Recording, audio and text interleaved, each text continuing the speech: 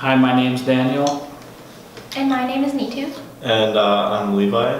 and today we're going to be presenting Airbnb and Uber issues with the government and overall. So the real question is, should Uber and Airbnb be allowed? Airbnb allowed means that it reduces revenue in hotel/motel industries. Safety issues concerning with customers and landlords. It's just a little bit of a scenario that's gonna suck, but it won't be that bad. Increase unemployment for the hotel/motel staff. That's gonna be a big loss, but I think it will make things a lot more easier in the end for a lot of people trying to stay in places. And Uber allowed means that it reduces the money that taxi companies make, and so that means that there won't be a lot of taxis, but it's easier to get a job as an Uber driver than a taxi driver. Safety issues due to Uber driver requirements. You have to have a car, and I believe you have to have a working phone as well. And it increases unemployment for taxi drivers, but they can probably get a job as an Uber driver if they don't end up wanting to be a taxi driver. So what is Uber and Airbnb exactly? So Airbnb is a service business. It is operating in 191 countries. It's a multi-billion dollar company, and it lets customers rent other people's apartments or homes for however many nights they want. And Uber is a service business. It operates in 84 countries. It's also a multi-billion dollar company, and it transports customers to their desired destinations. So should Uber and Airbnb actually be allowed to operate? So in my opinion, I do think they should be able to operate. And I think Uber should be able to operate because of its convenience. So if anyone has a phone, you can get an Uber right away from your phone. You don't have to wait as long as you would for a taxi. The fees are lower than a taxi, like the rates are way lower. You get better service, like some Uber drivers have snacks and aux cord or any other thing like water. Also, there's a rating system, so if you don't enjoy your ride, you can also rate it as you didn't enjoy it, or you can rate it higher so the Uber driver gets more pickups. Also for Airbnb, I think they should be allowed to operate because there's more options. So like if you were going hiking and you wanted to stay near a mountain, you can find a place near there, whereas hotels would only be in the major cities. Also, there can be better service in Airbnbs because they have a stove, they have a full kitchen compared to hotel rooms which don't. Also the privacy, so it's only you at the Airbnb, like you don't have any other people staying like around you, like neighbors or anything like that. Also sometimes it's much lower cost for Airbnb, and you get to pick your nights, whereas at a hotel room you have a fixed number of nights.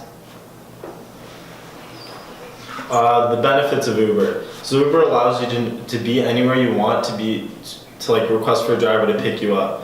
You're also able to know the cost of the trip before you make the purchase, which is a very helpful information to have. And you can share the cost with people you're with as long as they have the app. So it's called split your fare, so you don't have to pay as much of a fee if you share with other people. Taxi companies, they don't like Uber as much because of the following reasons. It causes a loss of revenue for them, and they have a decrease in customers, and they're also losing their jobs. They feel very frustrated during this time when there's no regulations really, and they feel that Uber is robbing them by having drivers with DUI charges. And there's also very low requirements for drivers to apply for Uber. So consumers' perspective. So for the driver's side for Uber, it'll be easy to become an Uber driver. All you need is I believe, G2 license and a phone with internet connection so you can pick up people. Also, it's an easy side job, so if you have like a day job and on the weekend you're not doing anything, you can be an Uber driver and make extra income on the side.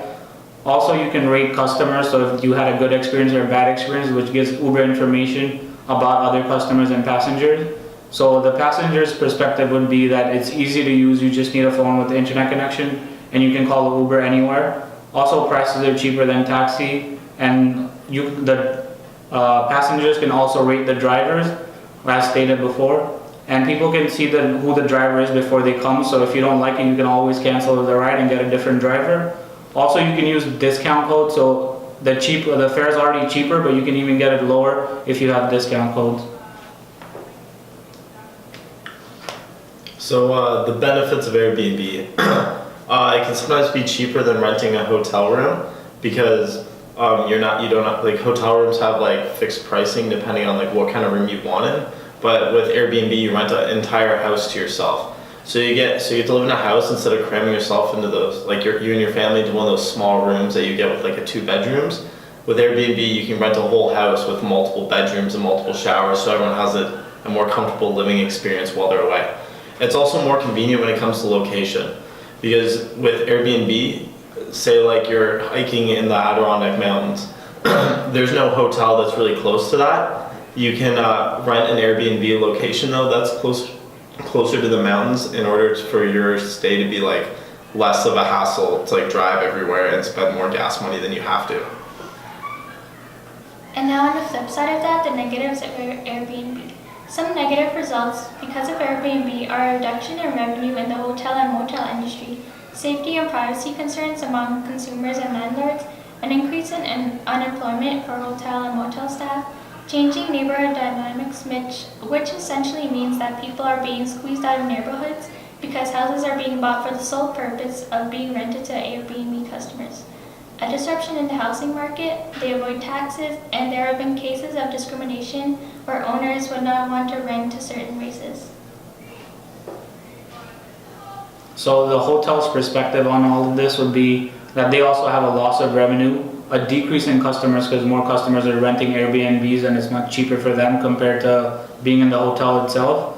Loss of jobs for employees, so if there's not many customers, you don't make as much revenue, so you don't have enough money to pay the cleaning staff and the people who are working overnight shifts, so there's going to be loss of employment.